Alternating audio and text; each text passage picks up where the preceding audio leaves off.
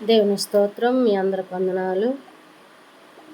మరి మీరందరూ కూడా ఈ వీడియోలు చూస్తున్నారని ఆశపడుతున్నా. మరి దీనురాలని, అల్పురాలనండి.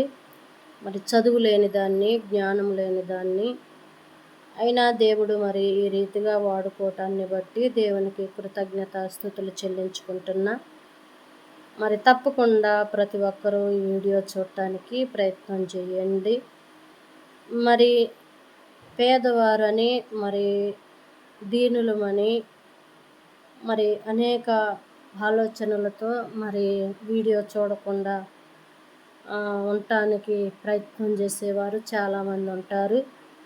మరి దీనులని, దరిద్రులని, పెంటకుప్పలో ఉన్నవారిని, ఎన్నిక లేని వారిని మరి దేవుడే మరి పైకి లేపుతున్నాడు గనుక మరి అదే స్థితిలో ఉన్న నన్ను మరి దేవుడు ఈ రీతిగా మరి నన్ను వాడుకునే విధానాన్ని బట్టి మీరు దేవునికి కృతజ్ఞతాస్తుతులు చెల్లించుతున్నా.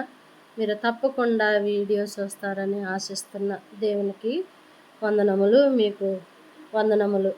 అలాగే మరి జెఫన్యా గ్రంథము 2వ అధ్యాయము 1 నుంచి మరి కొన్ని వచనాలు చదవాలని ఆశపడుతున్నా. దేవుడు మరి ప్రతి ఒక్కరిని, లోకంలో ఉన్న ప్రతి ఒక్కరిని కూడా మరి దేవుడు ఏ రీతిగా పిలుస్తున్నాడు, ఎందుకు ఆయనకి అంత కోపం వచ్చింది, మరి దేవుని మాట వినక, మరి దేవుని పట్ల భయభక్తులు లేక, మరి ఇష్టాసారంగా జీవించే వారిని ఏ రీతిగా పిలుస్తున్నాడు అనే దాన్ని మనం ఇక్కడ అర్థం చేసుకోవటానికి ప్రయత్నం చేద్దాం. జెఫన్యా గ్రంథము 2వ అధ్యాయము 1 నుంచి మరి కొన్ని వచనాలు చదవటానికి ప్రయత్నం చేస్తా. సిగ్గుమాలిన జనులారా కూడి రండి, పొట్టు గాలికి ఎగిరినట్లు సమయము గతించుచున్నది. విధి నిర్ణయము కాకమునిపే, యెహోవా కోపాగ్ని మీ మీదకు రాకమునిపే, మిమ్మును శిక్షించుటకై యెహోవా ఉగ్రత దినము రాకమునిపే కూడిరండి.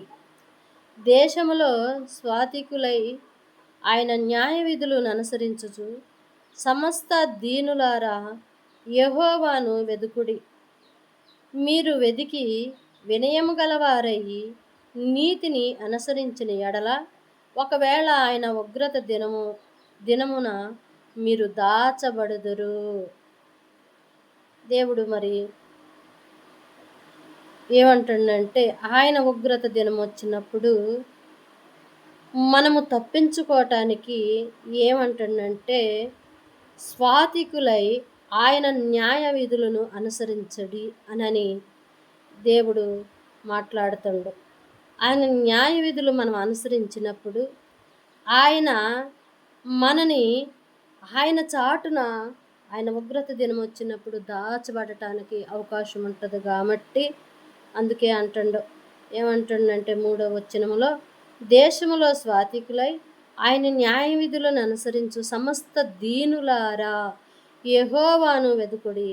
మీరు వెదికి వినయము గలవారై నీతిని అనుసరించిన ఎడల ఒకవేళ ఆయన ఉగ్రత దినమున మీరు దాచబడుదురు అని అంటున్నారు.